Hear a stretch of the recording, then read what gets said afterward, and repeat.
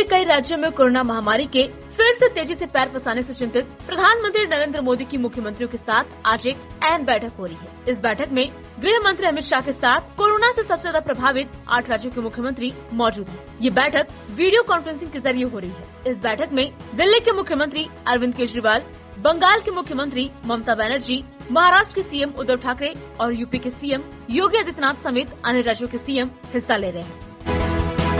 राहुल गांधी ने फिर एक बार प्रधानमंत्री नरेंद्र मोदी पर निशाना साधा है।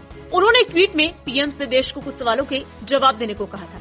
राहुल ने पूछा था कि सभी वैक्सीन कैंडिडेट्स में से सरकार कौन सी चुनेगी और क्यों, वैक्सीन पहले किसे मिलेगा और डिस्ट्रीब्यूशन की रणनीति क्या होगी, क्या मुफ्त टीकाकरण के लिए पीएम केयर्स फंड का इस्तेमाल होगा, सभी भारतीयों को कब तक टीका लग जाएगा। कांग्रेस अध्यक्ष राहुल गांधी ने सोमवार को प्रधानमंत्री नरेंद्र मोदी से कोविड वैक्सीन की फंडिंग और डिस्ट्रीब्यूशन स्ट्रैटेजी की जानकारी मांगी थी। हर्षवर्धन ने कहा था कि कोविड वैक्सीन प्रोग्राम के लिए बजट में सभी प्रकार की योजनाओं की तरह फंड अलॉट किया जाएगा। बिहार विधानसभा चुनाव में सबको चौंकाने वाले ऑल इंडिया मजलिस इत्तेहादुल मुस्लिमीन के अध्यक्ष असदुद्दीन ओवैसी ने केंद्रीय गृह मंत्री अमित शाह को खुला चैलेंज दिया है। ओवैसी ने हैदराबाद में एक जनसभा को संबोधन के दौरान पूछा कि यदि इलेक्टोरल लिस्ट में 30,000 रोहिंग्या है तो गृह मंत्री अमित शाह क्या कर रहे हैं? क्या ये देखना उनका काम नहीं है कि 30 से 40,000 रोहिंग्या का नाम कैसे शामिल हो गया? यदि भारतीय जनता पार्टी वाकई ईमानदार है तो उसे मंगलवार शाम तक ऐसे 1,000 नाम दिखाने चाहिए। असदुद्दीन ओवैसी ने कहा कि उनका मकसद नफरत फैलाना है। ये जंग हैदराबाद और भाग्यनगर के बीच है। अब ये तय करने की जिम्मेदारी आपकी है कि कौन जीतेगा। भारी विदेशी निवेश और ग्लोबल मार्केट में तेजी के चलते बाजार में रिकॉर्ड तेजी है। बीएसई सेंसेक्स 383.3 अंकों पर 44,460.18 पर और निफ्टी 110.90 अंकों पर 13,037.35 पर कारोबार कर रहा है। हालांकि कारोबार के दौरान सेंसेक्स ने 44,499.62 और निफ्टी ने 13,048.75 को टच किया। इंट्राडे के लिहाज से दोनों इंडेक्स का ये सर्वोच्च स्तर है।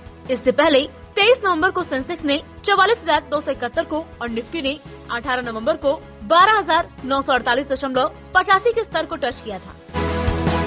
भारत में त्योहारों के बाद से कोरोना के मामले में तेजी से बढ़ोतरी देखने को मिल रही है। वहीं देश हो या दुनिया, हर शख्स की निगाह कोरोना महामारी पर नकेल कसने वाली वैक्सीन पर टिकी हुई है। एस्ट्राजेनेका ऑक्सफोर्ड की कोरोना वैक्सीन के बारे में पता चला है कि महामारी को रोकने में 70% तक प्रभावी है। इसके साथ ही पुणे स्थित serum institute of India vaccine के इमरजेंसी अप्रूवल की तैयारियों में जुट गया है। उम्मीद जताई जा रही है कि इमरजेंसी अप्रूवल इस साल के आखिर तक मिल जाएगा। महाराष्ट्र की राजनीति में हलचल अचानक तेज हो गई है। एक ही दिन में भाजपा के दो नेताओं के बयानों ने अटकलें बढ़ा दी है। महाराष्ट्र के पूर्व मुख्यमंत्री और विपक्ष नेता देवेंद्र फडणवीस ने कहा कि भाजपा की अगली सरकार की ताजपोशी पिछले साल की तरह दिन निकलने से पहले नहीं बल्कि समय पर होगा। उन्होंने कहा कि मौजूदा महाराष्ट्र विकास आघाड़ी सरकार से जनता नाराज है। उनकी सरकार गिरने के बाद हम सरकार बनाएंगे। भाजपा के वरिष्ठ नेता और केंद्रीय उपभोक्ता मामले के राज्य मंत्री राम साहेब दानवे पाटिल ने सोमवार को कहा कि भारतीय जनता पार्टी अगले 2 से 3 महीनों में महाराष्ट्र में सरकार बनाएगी। इसके लिए पार्टी ने तैयारी भी की है। केंद्रीय मंत्री औरंगाबाद स्नातक निर्वाचन क्षेत्र में अगले महीने होने वाले विधान परिषद चुनाव के लिए परभणी में चुनाव प्रचार के लिए गए थे। भाजपा कार्यकर्ताओं को संबोधित करते हुए उन्होंने कहा, भाजपा कार्यकर्ताओं को ये नहीं सोचना चाहिए कि हमारी सरकार महाराष्ट्र में अस्तित्व में नहीं आएगी। हम अगले 2 से 3 महीनों में सरकार बनाएंगे। हमने इस पर काम भी किया है। हम विधान परिषद में होने वाले चुनाव के खत्म होने की प्रतीक्षा कर रहे हैं। 7 दिसंबर से शुरू होने वाला महाराष्ट्र विधानमंडल का शीतकालीन सत्र टल सकता है। चर्चा है कि शीतकालीन सत्र और आगामी बजट सत्र को एक साथ ही समाहित किया जाए।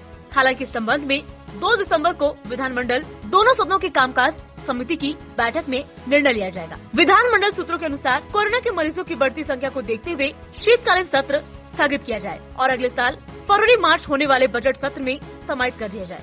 वैसे भी सत्ता पक्ष दल को शीतकालीन सत्र में कोई खास दिलचस्पी नहीं है। संसद का शीतकालीन सत्र भी टाले जाने की संभावना है। एनसीबी के अनुसार रविवार की शाम 6:15 पर एनसीबी की टीम ने एक ड्रग पेडलर को पकड़ने के लिए गोरेगांव इलाके में ट्रैप लगाया था। उसी दौरान एनसीबी की टीम ड्रग पेडलर को पकड़कर जब पूछताछ कर रही थी, उसी दौरान 3 लोग आए और वे एनसीबी के अधिकारियों से लड़ने लगे और ये कहने लगे कि शख्स को क्यों पकड़ रखा है। इस दौरान पकड़े गए आरोपी ने एनसीबी अधिकारियों के साथ मारपीट की और कहासुनी भी हुई।